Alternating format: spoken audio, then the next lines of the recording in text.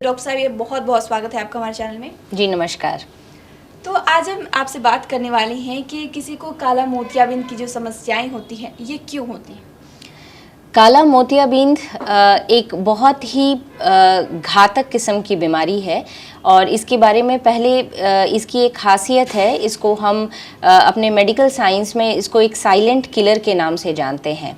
इसकी जो सबसे विशेषता है वो ये है कि शुरुआती दिनों में इस बीमारी के कोई लक्षण नहीं होते। It is a symptomless silent killer और यही इस बीमारी को बहुत घातक बनाता है। जब तक मरीज़ को इसके लक्षण समझ में आने शुरू होते हैं तब तक आँखों की नस बहुत हद तक डैमेज हो चुकी होती है और उसके बाद वहाँ से पेशेंट के नस की रिकवरी थोड़ी सी मुश्किल हो जाती है। अब काला मोतिया या इसको मेडिकल साइंस इंग्लिश में इसको हम ग्लॉकोमा के नाम से बोलते हैं। इसकी वजह क्या है? आँखों के अंदर जो है आँखों का एक अपना प्रेशर होता है जिसको इंट्रा ऑक्यूलर प्रेशर कहा जाता है। ये एक फैक्टर है, रिस्क फैक्टर है। अगर आँखों का प्रेशर बढ़ा हुआ है 20 मिलीमीटर के ऊपर, एक बेसलाइन एक वैल्यू है, अगर इसके ऊपर रहता है आँखों का प्रेशर तो वो आँखों की नस को धीरे धीरे डैमेज कर देता है। अब इसके अलावा भी बहुत से कारण हो सकते हैं जिसमें कि हाई मायोपिया जिनको है या हाई हाइपरमेट्रोपिया जिनको है, ये दोनों भी रिस्क फैक्टर्स हैं जिनकी आंखों में काला मोतिया आगे चलकर हो सकता है। बढ़ती हुई उम्र अपने आप में एक रिस्क फैक्टर है जिसमें कि ग्लॉकोमा होने की संभावना बढ़ जाती है। इन सब के अलावा जेनेटिक, काला मोतिया या ग्लॉकोमा आँखों की एक ऐसी बीमारी है जो जेनेटिक होती है। अगर वंश में किसी को भी है तो उनके जितने भी ब्लड रिलेटिव्स हैं सब के ऊपर काला मोतिया होने का रिस्क रहता है।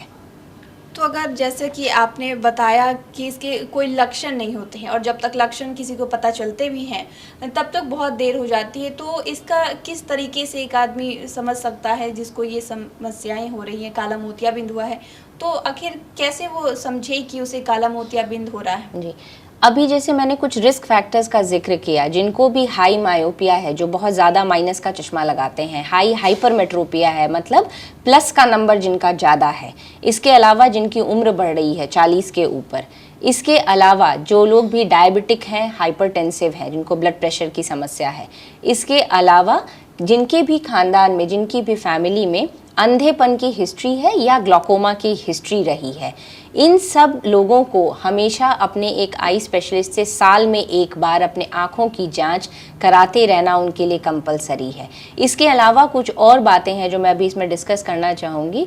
दो चीज़ें, एक तो आँख में अगर किसी भी किस्म के चोट लगने की हिस्ट्री रही है, बच्चे हैं क्रिकेट खेलते हैं, है ना, या फुटबॉल खेलते हैं, या किसी भी आपसी लड़ाई झगड़े में किसी को आंख में चोट लग गई या किसी एक्सीडेंट में आंखों में चोट लग गई, तो इस तरह के लोग, या अपने स्किन की बीमारी के लिए या एस्थमा के लिए कोई भी अगर स्टेरॉइड्स का बहुत लंबे समय तक सेवन करता रहा है, ऐसे सारे लोग एट रिस्क हैं फॉर ग्लॉकोमा या काला मोतिया, इनमें होने का खतरा होता है। ऐसे सारे लोगों को लक्षण का इंतज़ार नहीं करना चाहिए, उन्हें समय समय पर हर 6 महीने पर एक बार अपने आँख के डॉक्टर को दिखाना चाहिए, क्योंकि जैसा मैंने बोला इसमें फील्ड में कमी आती है। जो सेंट्रल विजन है वो पेशेंट का अंत समय तक मेंटेन रहता है और अगर हम अपने लक्षण आने का इंतज़ार करेंगे तब तक लेट हो जाती है।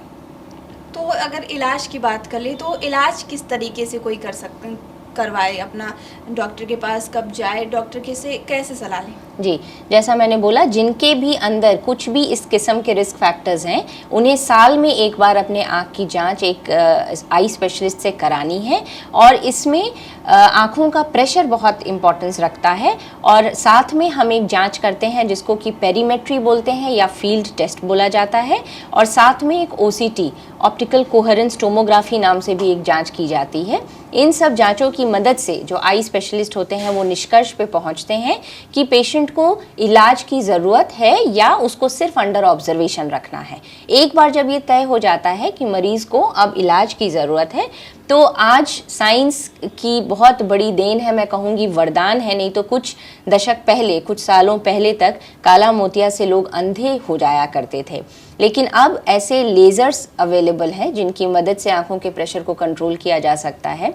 इसके अलावा बहुत ही कारगर किस्म की दवाइयाँ हैं जिनकी मदद से आँखों के प्रेशर को कंट्रोल करके काला मोतिया को रोकने में हम लोग सफल हुए हैं। बहुत बड़ी उपलब्धि है ये मेडिकल साइंस की। और इन सब चीज़ों से अगर बात नहीं बनती है तब सर्जरी के भी ऑप्शंस हैं, जिससे कि हम काला मोतिया को रोकने में बहुत हद तक सफल हुए हैं। और इसके अलावा अगर ये सारी चीज़ें फेल हो जाती हैं तो आँखों में आजकल वॉल्व भी लगाने की सुविधा उपलब्ध है, जिससे भी एकदम निराश हो चुके ग्लॉकोमा के मरीज़ हैं उनमें हम रोशनी को कुछ हद तक बचाने में सफल रहे हैं। तो अगर किसी ने ऑपरेशन करवाया है, इलाज चल रहा है, तो वो किस तरीके से बचाव कर सकता है? इलाज के ऑपरेशन के तुरंत बाद, इलाज के तुरंत बाद वो किन किन चीज़ों को अवॉइड करें? सबसे इम्पॉर्टेंट होता है इसमें जो भी डायबिटिक हाइपरटेंसिव हैं वो अपने डायबिटीज़ और ब्लड प्रेशर को जितना भरसक प्रयास करें उसको कंट्रोल में रखें, ये सबसे अहम चीज़ है। इसके अलावा ग्लॉकोमा की सर्जरी हो जाने से रिस्पॉन्सिबिलिटी न तो सर्जन की ख़त्म होती है, न मरीज़ की ख़त्म होती है। उसको हमेशा फ्रीक्वेंटली मैं बोलूँगी 2 महीने पर आकर अपने आँखों के प्रेशर की जाँच करानी होती है, क्योंकि कई बार सर्जरी होने के बाद भी ग्लॉकोमा की दवाइयों की ज़रूरत पड़ती है।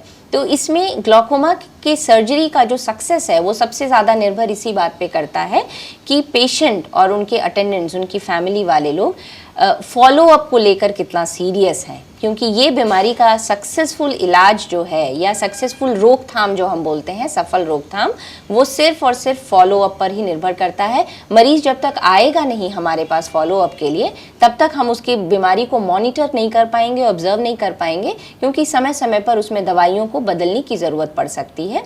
और ये सब चीज़ें देखने के एग्जामिनेशन के बाद ही संभव है। तो शुक्रिया डॉक्टर साहिबा, आपने जो ये काला मोतियाबिंद के बारे में हमारे साथ जानकारी साझा की, इसके लिए बहुत बहुत शुक्रिया। जी धन्यवाद।